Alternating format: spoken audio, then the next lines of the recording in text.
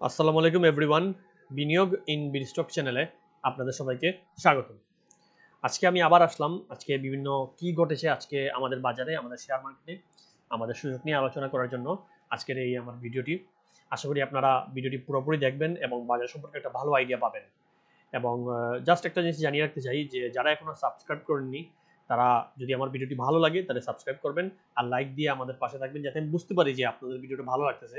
একইভাবে কমেন্ট করে জানাতে পারেন, অথবা আপনাদের যে নিজের যে স্টকগুলো জানতে চান ওইগুলো কোথায় কিনছেন বা কোথায় সেল দিতে চান আমাকে বলতে পারেন। আমি ইনশাল্লাহ একটা একটা করে নিয়মিত জানানোর ট্রাই করছি।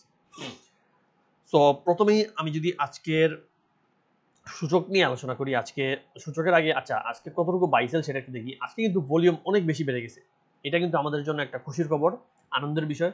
মার্কেট বাড়ছে, এর চেয়ে আমি বেশি খুশি হই যখন ভলিউম বাড়ছে, কারণ ভলিউম বাড়া মানেই কিন্তু মার্কেট কিছুটা করতেছে, সামনে ভালো মুভ দিবে। এবং আমাদের মার্কেট কিন্তু এখন যে পর্যায়ে আছে আপনি মনে রাখবেন 5,000 যে আমরা আছি, 5,000 সূচকে 5,400 আজকে হয়তো, মনে রাখবেন মার্কেট খুব একটা নিচে যাবে না।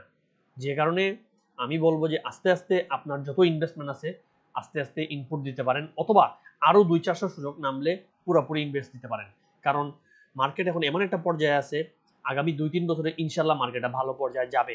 যারা একটু লং টার্মে চিন্তা করেন যে আমি এই মার্কেটে থাকবো 2-3 বছর 5 বছর আছি মিনিমাম, তাইলে আস্তে আস্তে ইনভেস্টমেন্টে রাখেন, স্টক হাতে রাখেন, দেখবেন সুযোগ পাবেন। এই আপনার স্টকগুলো কিন্তু দেখতে দেখতে ডাবল হবেই। বিভিন্নভাবে বিভিন্ন জায়গাতে আমরা যতটুকু শুনতেছি যে মার্কেট খুবই ভালো হওয়ার চান্স আছে, কিন্তু এটা খুবই দ্রুত হবে না। এই জিনিসগুলো হবে 6 মাস 1 বছরে গিয়ে। এবং সবচেয়ে বড় জিনিস, যখন সরকার স্টেবল গভর্নমেন্ট হবে, গভর্নমেন্টটা যখন স্টেবল হবে, বড় বড় বিনিয়োগ আসবে, বিদেশি বিনিয়োগ, তখন এগুলো কাজ হবে। যাক, এগুলো অন্য বিষয়, এত কিছু নিয়ে ডিটেলসে যাচ্ছি না। মেইনলি যেটা বলি, দেখেন সূচক 5,419 আজকে, মানে 18 পয়েন্ট বৃদ্ধি পাইছে। বাড়ছিল আরো বেশি, কিন্তু শেষে কিছু কমে 18তে এটা থাকছে। আমরা দেখতেছি 242টা কোম্পানি অ্যাডভান্স হয়েছে এবং মাত্র 89টা ডিক্লাইন, মানে বেশিরভাগই পজিটিভ। এবং নেগেটিভ আমার মনে হয় ব্যাংক সেক্টরে, আমার যা মনে আছে। দেখেন টেক্সটাইলে, গেইনারের মধ্যে টেক্সটাইলের বেশিরভাগ স্টকই বাড়ছে। এরপর ইঞ্জিনিয়ারিং, ইন্স্যুরেন্স সব কিছু বাড়ছে। ইন্স্যুরেন্স বেশিরভাগ ডাউন ছিল, ওইগুলাই বাড়ছে আসলে। ফার্মাসিউটিক্যাল ভালোই বাড়ছে, এবং টাকা সবচেয়ে বেশি আজকে ফার্মাসিউটিক্যাল ঢুকছে। আমি দেখছি ফার্মাসিউটিক্যাল অনেকগুলো কোম্পানি খুব ভালো ভালো আস্তে আস্তে হচ্ছে। এবং ব্যাংকে এগেইন, ব্যাংকেও কিন্তু আজকে ব্যাংক থেকে টাকা বের হয়েছে। এবং কারা কিনছে এগুলো মনে রাখবেন আপনারা। ব্যাংক থেকে আপনারা যারা সেল দিচ্ছেন চিন্তা করুন এই ব্যাংকগুলো কারা কিনছে, স্পেশালি যেগুলো ব্যাংক নিচে আছে। যাই হোক, টেক্সটাইল, এরপর তো ইঞ্জিনিয়ারিং দেখতেছেন, আর এগুলো তো বিভিন্ন জিনিস। তো চলে আসুন আমি সূচকটা একটু দেখাই। সো যদি আজকের সূচক নিয়ে আলোচনা করি, তাইলে সূচকের কি অবস্থা আমরা একটু দেখি। দেখুন, আলহামদুলিল্লাহ মোটামুটি আমি যে প্যাটার্নটা আঁকছিলাম এখনো ওই প্যাটার্নটা আসলে ফিল করতেছি, এখনো ওই প্যাটার্নের সাথে মিল আছে। আপনি যদি মার্কেট দেখেন, আমি যদি জুম করি, দেখেন মার্কেট এখনো মোটামুটি ওই প্যাটার্ন, আমার যে প্যাটার্নটা ওইটা মেনটেন করতেছে। এবং এটা আলহামদুলিল্লাহ, এটা আল্লাহর রহমত যে এটা এরকম মিলে যাচ্ছে। সবসময় যে মিলে এরকম না, বাট এই প্যাটার্নগুলো বানানোর উদ্দেশ্য কি? আপনি হয়তো বলতে পারেন ভাই আপনি প্যানিক দিচ্ছেন, বা কেউ বলতে পারেন ভাই আপনি সাহস যোগাচ্ছেন। আসলে কোনোটাই না। আসলে হচ্ছে আমরা তো সবাই সাধারণ বিনিয়োগকারী। আমরা উপরে কি করতেছে আমরা জানি না। উপর লেভেলে আছে গেমলার, তারা তারা আসলে মার্কেট চালাইতেছে, তারা তাদের লাভের চিন্তায় আছে। তারা চাইতেছে কিভাবে পাবলিকরে বোকা বানানো যায়।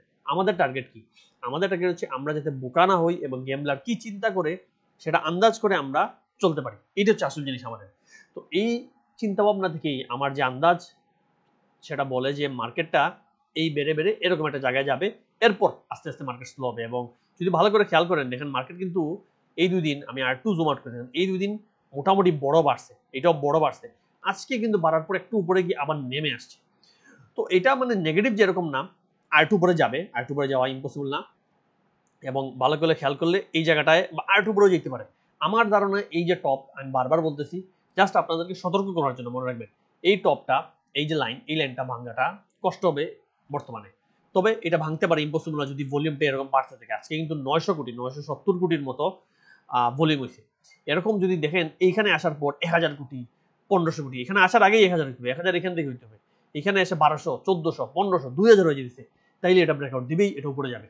সো আপনাদেরকে আমি মেইনলি চাইতেছি যে নিজে স্বশিক্ষিত করা, মানে নিজেরা যাতে বুঝতে পারেন আসলে কি ঘটে। সবসময় তো মার্কেটে, তো যখন মার্কেট চলমান আমি আপনাদের সাথে থাকবো না।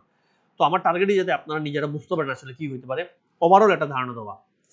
সো এইখানে আর যদি আলটিমেটলি মার্কেট না বাড়ে, সেটা আমি বলে রাখছি, মার্কেট এখান থেকে আস্তে আস্তে ফল করবে। এবং এই জিনিসটা আমি বলে রাখি, ফল করে করে হয়তো এতটুক অথবা এতটুকু আসবে। এবং আমি দুই একটা জায়গায় দেখলাম যে আমার এই চারটায় আসলে নকল করে অনেকে দিচ্ছেন, এবং জানি না আমার আগে এটা কেউ দিচ্ছেন কিনা। যারা অ্যানালিস্ট অনেকেই বুদ্ধিমান, তারা আমি যা আঁকছি তাও আঁকতে পারে, ইম্পসিবল কিছু না।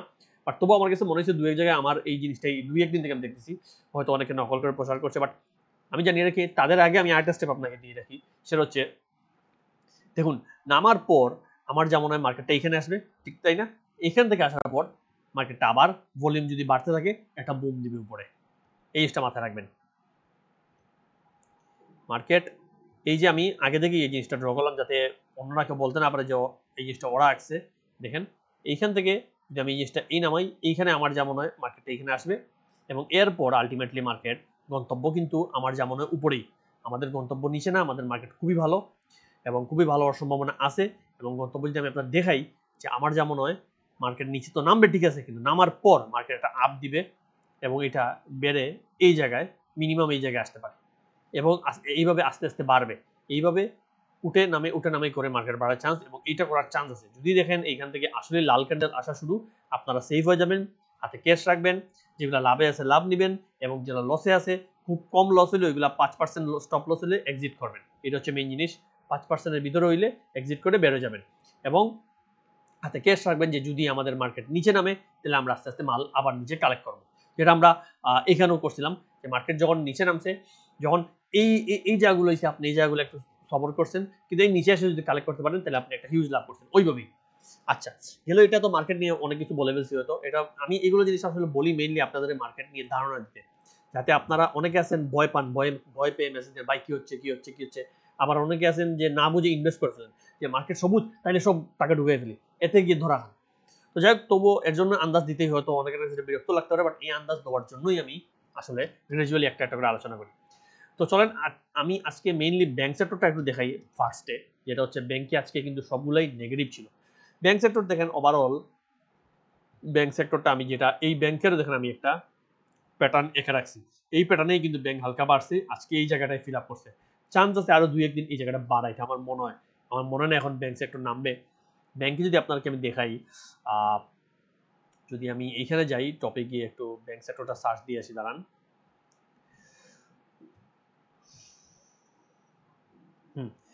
ব্যাংক সেক্টর কই, এই জায়গায়। আচ্ছা দেখুন, ব্যাংক সেক্টরে আজকে ব্যাংক সেক্টর মাইনাস খাইছে, এবং ব্যাংক সেক্টর সবগুলো লাল। এবি ব্যাংক 6 টাকা 40, আলারভা এগুলো তো বাজে অবস্থায়, বাজে ব্যাংকই দেখেন, সবগুলো লাল লাল লাল। এগুলা আমি মেইনলি এখানে আলোচনা করতে চাইতেছি যে দুইটা আমি সাজেস্ট করছিলাম, ওইগুলো আপনারা যদি কিনে দেখেন, আমি জানি না আপনারা কিনে রাখেন তাহলে আপনাদের সাহস জোগানোর জন্য আমি জানিয়ে রাখি। মার্কেন্টাইল ব্যাংক, মার্কেন্টাইল দেখেন, মার্কেন্টাইল নিয়ে আমি অনেক বলছি এবং মার্কেন্টাইল নেমে আসছে। যদি আপনারা ভীত সন্ত্রস্ত হন, এটা নিয়ে টেনশনে থাকেন, জেনে রাখুন মার্কেন্টাইল কিন্তু এখান থেকে এই দেখেন এই 9 টাকার নিচে কিন্তু নামতেছে না, এই জিনিসটা মাথায় রাখবেন। 9 টাকা কিন্তু ভালো একটা সাপোর্ট, এবং বর্তমানে 9 টাকার নিচে নামার উচিত না আমি মনে করি। এবং 9 টাকার নিচে দেখেন খুব সুন্দরভাবে নামেনি, 9 টাকা 20-এই এসে আটকাইছে। এবং যারা 9 টাকা 10, 9 টাকা 20, 30-এ কিনছেন আমি মনে করি লাভ করছেন। আমি নিজেও বাই করছি, সত্যি কথা বলবো, আমি নিজেও বাই করছি এই আশায় যে এই ব্যাংক বাড়বে। মার্কেন্টাইল আর প্রিমিয়ার আমি নিজেও আজকে বাই করছি জাস্ট এই আশায় যে এইগুলা বাড়বে। যদি একান্তই না বাড়ে তাহলে আমি নিজেও বাস করবো, সত্যি। এখানে মানে মিথ্যা বলার কিছু নেই। তবে এগুলো জায়গায় বাঁচার মেইন উদ্দেশ্যে আপনি স্টপ লস, আপনি কিনছেন, যদি দেখেন আগামী 2-3 দিন বাড়তেছেন, নামা শুরু করছে, স্টপ লস সেট করেন। মনে করেন আপনি 9 টাকা 20-এ কিনছেন, 8 টাকা 90 স্টপ লস রাখতে পারেন। 8.90 এর নিচে যাওয়া শুরু করলে বেশি দিবেন। স্টিল আমি বলবো মার্কেন্টাইল খুব বেশি নিচে যাবে না, বরং 10 পয়সা 20 পয়সা গেলে আর কিনতে পারেন, কারণ এটার হাই ইপিএস, এটা ভালোই হবে। বাট রিস্কের মধ্যে আমি যেটা রাখি সেটা হচ্ছে আমার মানে এই ব্যাংকটা আমি একটু রিস্কি মনে করি, প্রিমিয়ার ব্যাংক। বাট প্রিমিয়ার ব্যাংকও আসলে একেবারে বটমে আছে। দেখেন এই জায়গায় যখন সূচক সবচেয়ে নিচে, তখন 6 টাকা 80 লোয়েস্ট গেছে, 80 মাত্র 6 টাকা 80। 60 টাকার নিচে যাওয়ার প্রশ্নই উঠে না তার। তবুও যদি 60 টাকার নিচে যায় স্টপ লস দিয়ে বের হয়ে যাবেন, আর মানে তখন আর মুভমেন্ট নষ্ট বেশি থেকে লাভ নাই। বাট দেখেন আজকে এই জায়গায় একটু বুদ্ধি খাটা চিন্তা করেন, আসলে এই জায়গাগুলো দেখেন, এই যে শুরু হয়েছে 60 টাকা 30 পয়সা থেকে, 60 টাকা 30 পয়সায় কয়েক লাখ মাল সেল হইলাম দেখলাম, 20-এ সেল হইলো, 10-এ সেল হইলো, বুঝছেন? তাইলে এরপরও গিয়ে 60 টাকায় আরো কয়েক লাখ সেল হলো। ওই সেলগুলা কিনলো কারা, এটা চিন্তা করেন। মানে এই যে মালগুলা হাত বদলায়, আমরা কিন্তু সাধারণ বিনিয়োগকারী লাখ লাখ মাল কিনি না।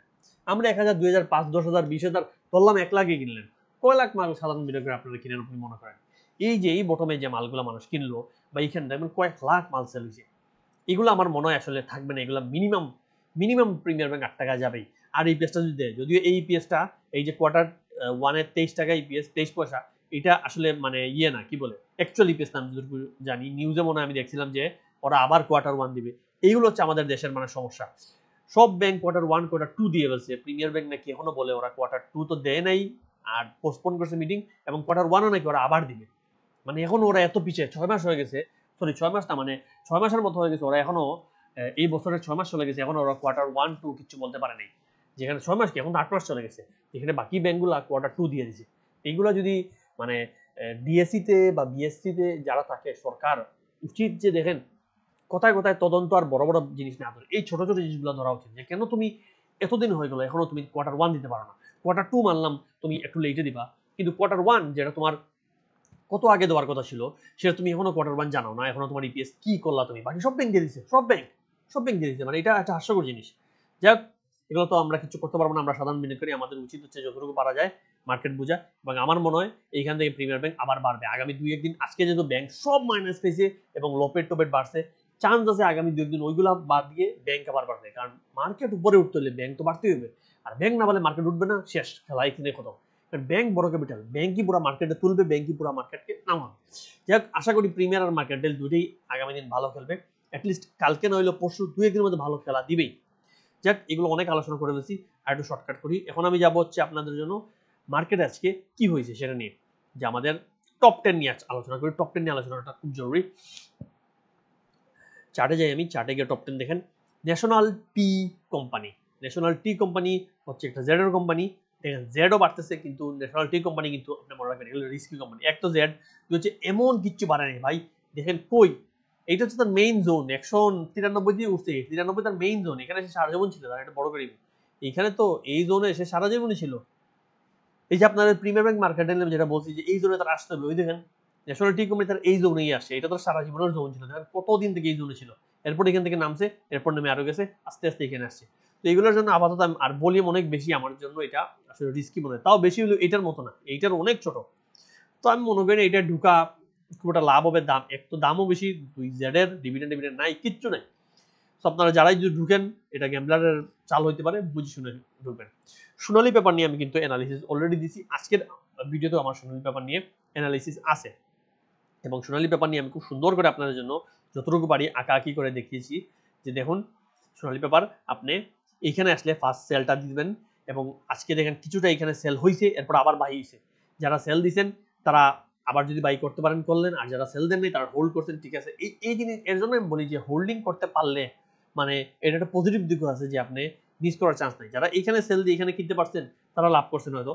আর যদি এই খুব কম আসলে মানে এটা আপ ডাউন করছে, মাত্র 5 টাকার মতো মনে আপ ডাউন, এটা আসলে এরকম ধরতে পারে 195 থেকে নামছে কত 185 দিকে, সেই 10 টাকা ধরতে পারা কঠিন। যারা ধরে রাখছেন, যারা সেল দিচ্ছেন তারা তো একটা বড় লাভ করছেনই, আর যারা ধরে রাখছেন ইনশাল্লাহ 230 থেকে 40-এর জোনে যাবেই, টেনশনের কিছু নেই, হোল্ড করেন। এদের আমি পুরো একে রাখছি। আপনারা সোনালী পেপার নিয়ে আমি দেখছি আজকে অনেক কমেন্ট করতেছেন, আমি কিন্তু সোনালী পেপার নিয়ে অনেক আগে ভিডিও দিছি, 3-4 দিন আগে মিনিমাম, এবং কি বলে আজকেও আমি সোনালী পেপার নিয়ে অলরেডি লাস্টের ভিডিওতে হালকা আপডেট আছে, এখানে তো আমি আবার দিলাম। আচ্ছা, সোনালী পেপার বাড়ছে এবং সোনালী পেপার বাড়ার চান্স আছে এখানে যাওয়ার। এরপর এসিআই ফর্মুলা অনেকদিন পরে এসিআই ফর্মুলা একটু খেলা দেখাইছে, এটা কিন্তু ভালো একটা, দেখেন এসিআই ফর্মুলাও কিন্তু আস্তে আস্তে উঠতেছে, এবং এই জায়গাটা তার একটা সেলের জায়গা হবে। এই জোনটা 100 যদি 153 থেকে 160, 153 থেকে 160-এর জোন, এখানে সেল আসবে। আজকে বাড়ছে, দেখবেন কালকে কিছু সেল আসতে পারে। আর ভলিউমটা আসলে অতিরিক্ত, এত ভলিউম আসলে বিশ্বাস হয় না যে এত ভলিউম আসলে কেন। যাই হোক, এটা আসলে খেয়াল রাখবেন, যদি এই জোনে দেখেন সেল আসতেছে, সেল দিয়ে দিবেন।